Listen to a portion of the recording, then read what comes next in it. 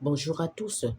Le texte de ce matin, 20 octobre 2024, se trouve dans Exode 8, versets 5 à 6 qui nous dit: Plus tard, Jéhovah dit à Moïse, dit à Aaron, prends ton bâton, tends-le en direction des cours d'eau, des canaux du Nil et des marins, et fais-en sortir des grenouilles pour qu'elles envahissent le pays d'Égypte.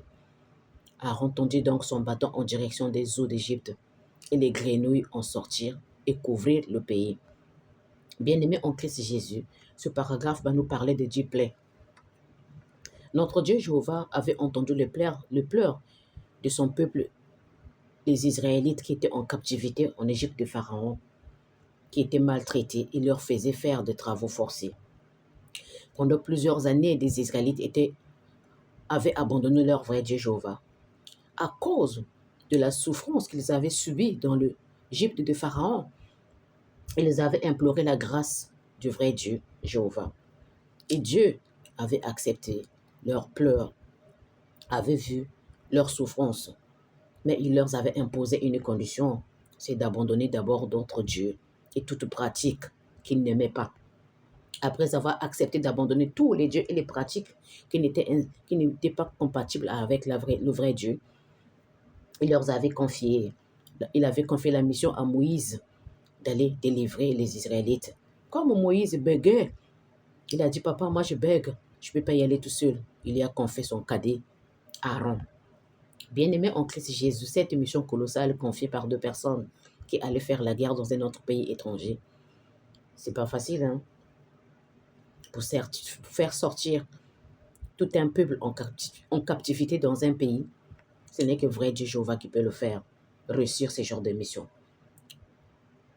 Frère Aaron a été frappé de 10 plaies.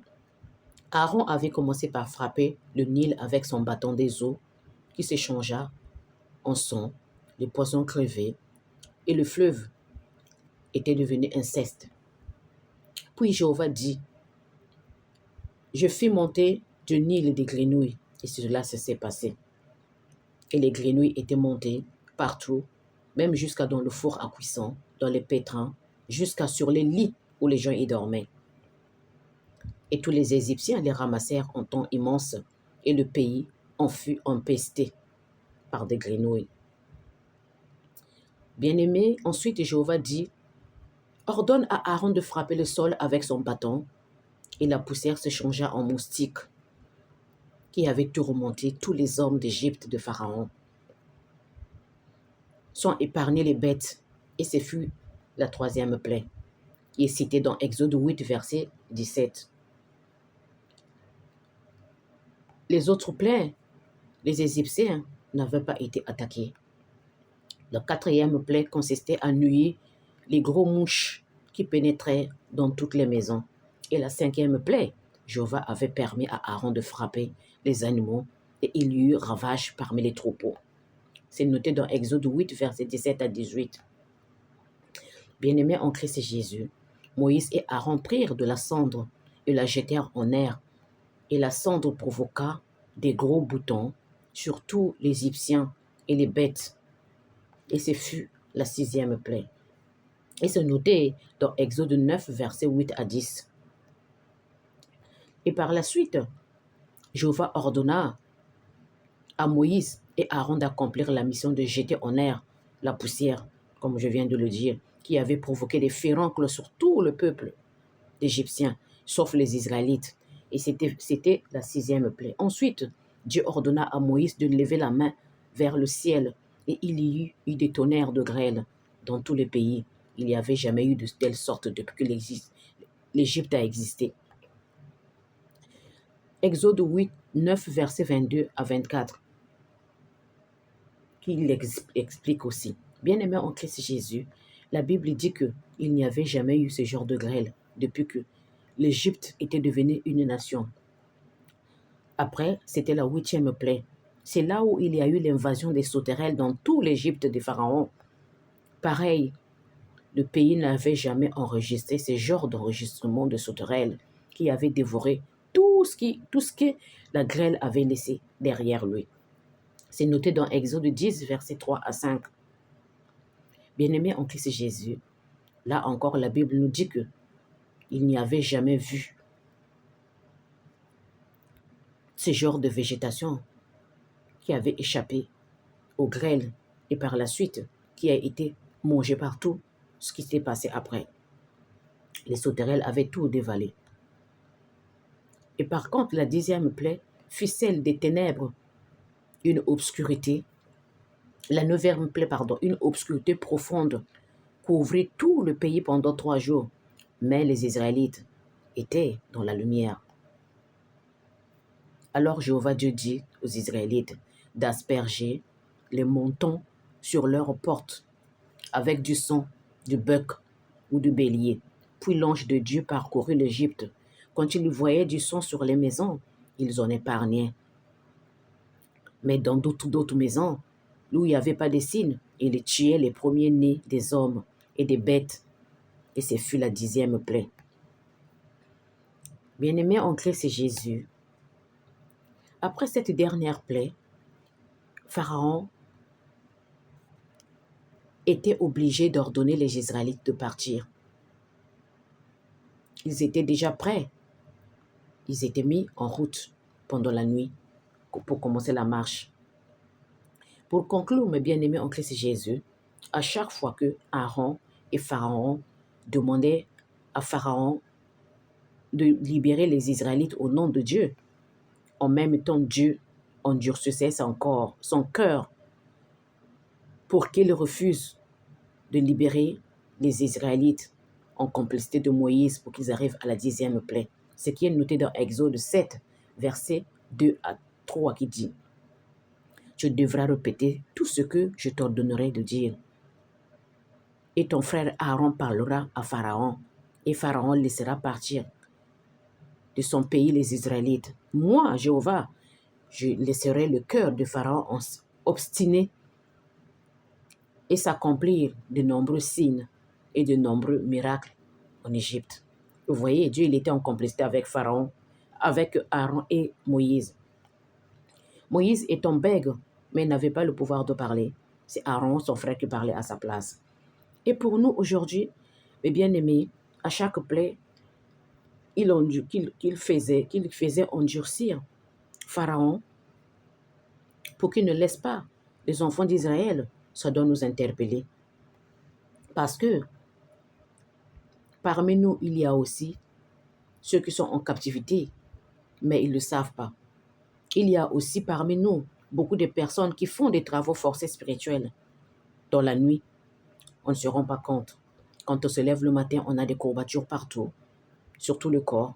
On se dit que j'ai mal dormi. Mon frère, ma soeur, tu as fait un travail forcé dans ton sommeil. L'ennemi a manipulé ton esprit pour que le matin, tu ne te rendes pas compte. En plus, si tu es à chaque fois stressé, angoissé, sache que l'ennemi a vu ton étoile. Parce que s'il te laisse tranquille, il sait que ton étoile va briller. Bien-aimé, quand nous regardons les personnes droguées ou les sans-abri, souvent ce n'est pas de leur faute. J'ai un exemple d'un SDF qui m'avait dit que c'est à cause de son oncle qui s'est trouvé dans la rue. Faisons très attention autour de nous, nous allons prier. Éternel notre Dieu Jéhovah, premièrement, nous te disons merci de nous avoir protégés toute la soirée. Père, nous te demandons pardon de nos fautes et nos péchés, parce que nous aussi, nous endurcissons nos cœurs. Ce n'est pas nos vouloir de ne pas te servir dans la vérité. Comme Pharaon, nous réfléchissons nos genoux et nous courbons nos têtes pour te demander un sincère pardon ce matin. Toi qui es lent à te mettre en colère, raison pour laquelle nous te demandons, de pardonner nos fautes et nos péchés. Même si, notre Dieu, ils sont noirs comme de l'éclave aussi. Nous savons que nous avons péché contre toi. Nous avons fugué de ta maison. Nous y sommes retrouvés dans des maisons inachevées. Aide-nous à revenir dans la maison bien construite, comme tu as bâti. Parce que maintenant, nous voulons prendre les bonnes résolutions de nous faire embaucher dans tes chantiers, qui est tellement colossal, mais peu d'ouvriers. Aide-nous à prendre les bonnes décisions par l'intervention de Christ et Jésus. Notre Dieu Jéhovah, nous avons endurci nos cœurs envers toi. Mais maintenant, accueille-nous avec tes bras ouverts. Pour cela, sanctifie nos esprits, protège nos âmes qui sont envahies par l'ennemi et lave nos cœurs et nos corps, le tout avec le sang de ton Fils Christ Jésus.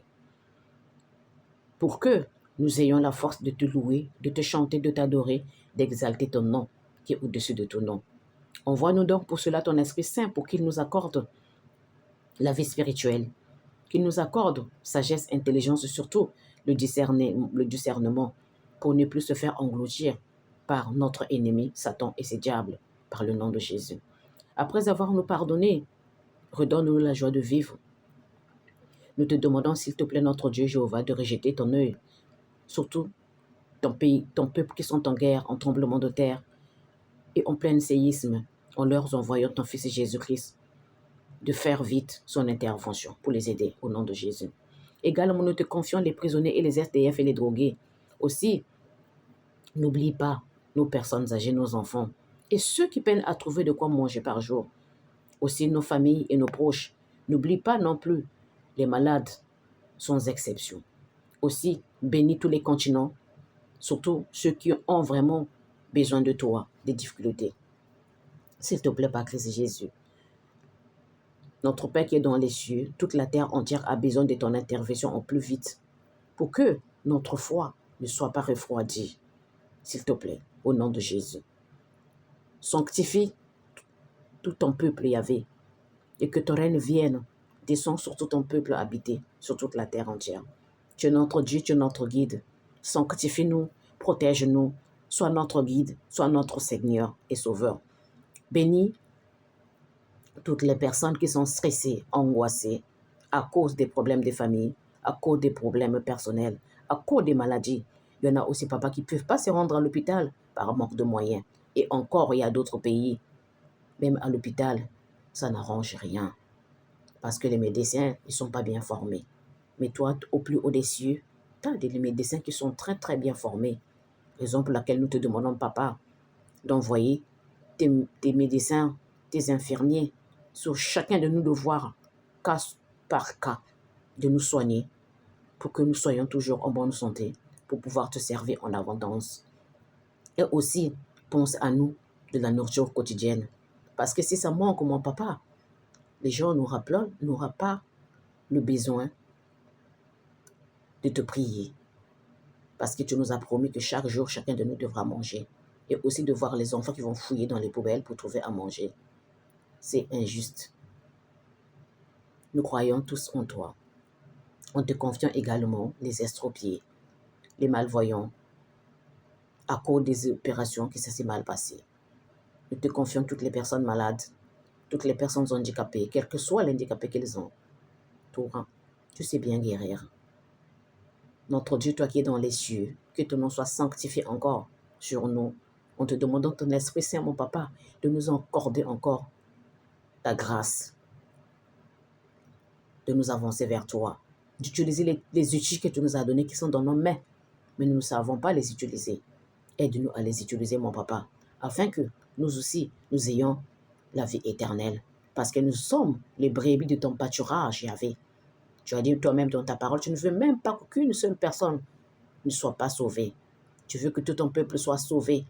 Raison pour laquelle ce dernier temps que nous traversons, tu nous incites tous à te prier davantage, de commencer juste, et toi tu nous pousseras par la suite.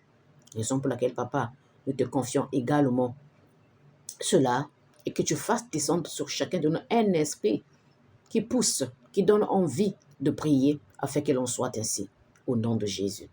Béni sois-tu qui habites dans le plus haut des cieux, au haut des anges que toi tu habites, au haut des séraphins, au haut de tous les saints, et au haut des chérubins. Si cette prière te convient, c'est entre les mains de Jésus que nous la déposons directement. Tous nous disons Amen, Amen, Amen et Amen.